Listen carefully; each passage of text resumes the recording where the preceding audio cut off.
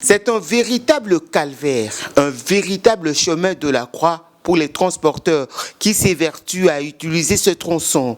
L'escarpement de Ngomo, situé à 23 km de la ville de Bukavu, est dans un piteux état, comme le regrette ce commerçant dont les marchandises pourrissent dans un des véhicules embourbés.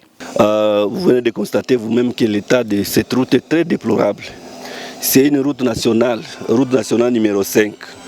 Cette route, à cause de son impraticabilité, les gens sont obligés de passer par le Rwanda.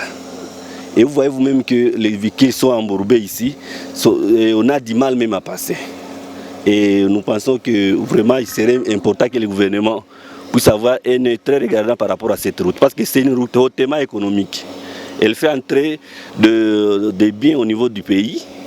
Tout ce qui est produit dans la plaine de la Ruzizi, à cause de cette impraticabilité, on a du mal à évacuer ça pour les centres de consommation. Les gens sont obligés de donner le produit qu'ils produisent, on les vend à l'étranger et maintenant les Congolais sont obligés d'aller se ravitailler à l'étranger pour encore revenir avec ces produits au pays. Vous voyez que c'est un manque à gagner grave pour eux. Les camionneurs, pour éviter de faire des jours, voire des semaines sur ce tronçon, empruntent la voie qui va du Rwanda à Kamanyola où la douane rwandaise leur fait payer des taxes exorbitantes. Un manque à gagner pour l'État congolais qui devrait en principe bénéficier de ces taxes.